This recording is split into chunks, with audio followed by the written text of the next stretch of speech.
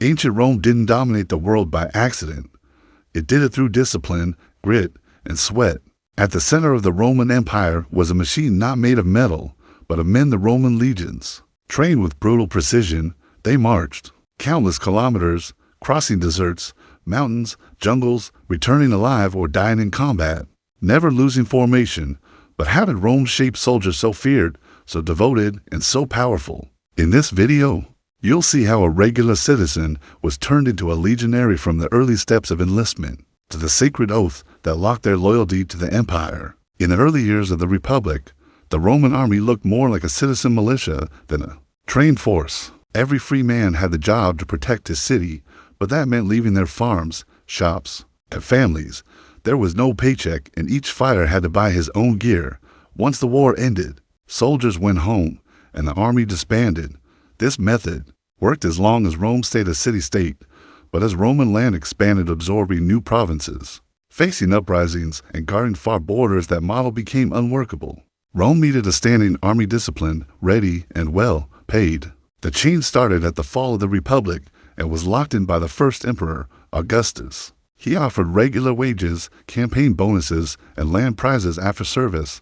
With this, military life became a respected path, especially among the lower classes. Soldiers' loyalty moved no longer to the Senate or the heart of Rome, but to the commander who led them. Thus was born the Roman standing army, a force that not only fought, but breathed for war.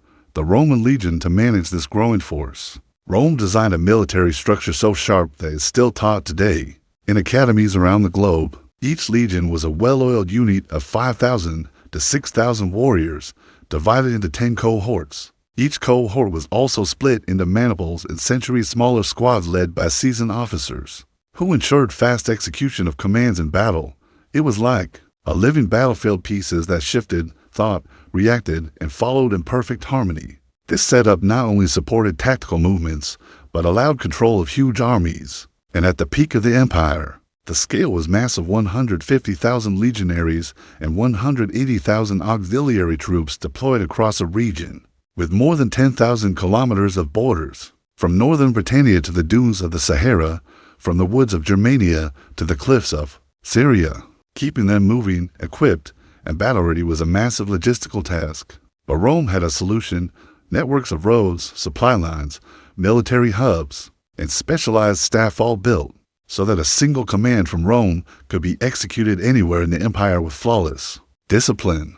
But before wearing armor and holding the gladius, the future legionary had to be chosen, and their enlistment process was as tough as the training. Enlistment was led by officers called conquistadors, who traveled through cities and villages in search of recruits aged 18 to 23, but age wasn't enough. The conquistadors judged everything: physical shape, family roots, job, education, and even manners. Only free men could enlist in the legions. Recruitment slaves and criminals were denied. Except in times of deep crisis, auxiliary fighters from the provinces had separate standards, but also passed selection. Skilled tradesmen like blacksmiths, carpenters, shoemakers, or tailors were especially useful.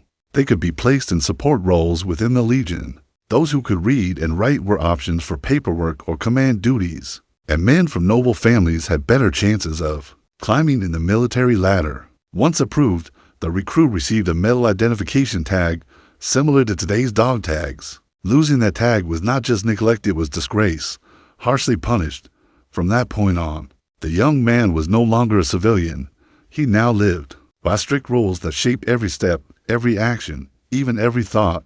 Before learning to kill, the Roman legionary learned to suffer.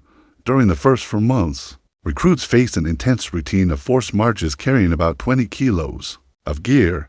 At first, they marched 30 kilometers in 5 hours at normal pace, but soon that jumped to 35 kilometers in the same time at a quicker pace. And it didn't matter the season: rain, heat, cold, or wind. The soldier marched without excuses. But the marches were only the beginning.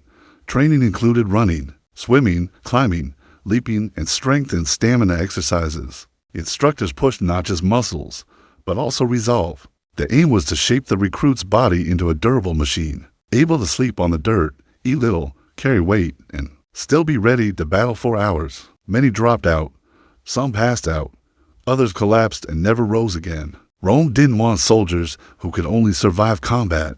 It wanted soldiers who would arrive at battle combat still standing, even after days of walking, hunger, and fatigue, because on the field, the enemy was rarely the first obstacle, it was the last. Once the body was built through endurance, the next phase was to mold the recruit into a deadly fighter. Legionaries trained with wooden weapons purposely, twice as heavy as the actual ones. The aim was simple. If you mastered the wooden gladius, the real one would feel like a light part of your arm. Sessions included cuts, thrusts, and parries against fixed posts or shifting targets, always in full armor, making every motion a test of power and control. But it wasn't just about skill. Combat was mental. The goal was to make the strikes instinctive, pure reflex. In actual combat, there was no space to think. Besides the sword, recruits trained with the pilum, the Roman spear with an iron tip designed to bend on impact so the foe couldn't reuse it. They learned to throw it with speed, accuracy, and at the right moment of the attack. Training also included the armatura, a battle simulation with real weapons where soldiers faced off under the supervision of seasoned instructors, usually campaign-hardened soldiers. These trainers received double pay, a recognition of the critical role of that phase. Every repeated strike was muscle reflex. Every training block was a future death dodged, and mistakes were never tolerated. But even so, when slip-ups happened, and they did, Rome's response was brutal. In the Roman legions, discipline was sacred. The survival of thousands of men depended on absolute obedience to commands. That's why even small violations were punished with a severity that bordered on cruelty. The man responsible for keeping order was the centurion, leader of around 80 troops. Punishment, he always carried a vine staff, the badge of his power, and used it often: sleeping during watch, public beating, stealing food, prison, hunger, and disgrace, showing fear before the enemy, military hearing, and if the mistake impacted the whole group, they faced the most dreaded punishment of all: decimation. In decimation, 1 out of every 10 soldiers was picked by drawing and executed by his own comrades, usually stoned or beaten to death. It was psychological warfare designed to rip out disobedience at its core, and it succeeded. A well-known case happened under Julius Caesar when a unit pulled back before the enemy. Though a brilliant tactician and emperor, Caesar did not waver. He ordered decimation to bring back fear and control for the Romans. Fear of punishment was as crucial as a weapon, because an army that dreads the enemy is fragile, but an army that fears its leaders, that army is unstoppable. After months of brutal training, strict discipline, and mental hardship, the recruit was about to stop being a civilian and officially become a Roman legionary. The defining moment was the sacramentum, the sacred oath of allegiance. In earlier days, this vow was made to the Senate and citizens of Rome, but with the rise of the empire, loyalty shifted to the emperor. Seen as the top commander of the armed legions, the oath wasn't merely symbolic, it was a life-or-death promise. The soldier pledged to obey without hesitation, fight to the death, never desert his squad, and, if required, die for Rome.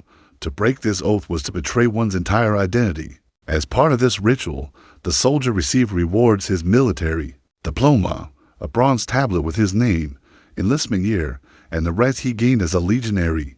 This paper was guarded with intense care, as it represented honor, income, and future. In addition to the monthly pay, the legionary was promised benefits like land at the end of duty, campaign bonuses, and in some instances, even Roman citizenship for his household, especially for auxiliary fighters.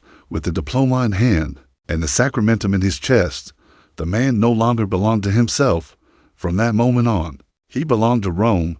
Roman military instruction wasn't just physical training. It was complete transformation.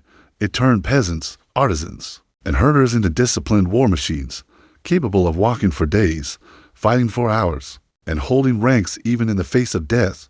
That system was so powerful, it influenced generations of strategists and warlords. Elements of Roman training are still reviewed and used in current military academies. More than 2,000 years later, in the end, what held the empire together was the legionary, that nameless man, shaped by effort, loyal to his word, and molded by a system that knew Rome's true strength didn't come from triumph, but from discipline. If you enjoyed discovering what fueled the might of Rome's legions, leave a like and subscribe to the channel.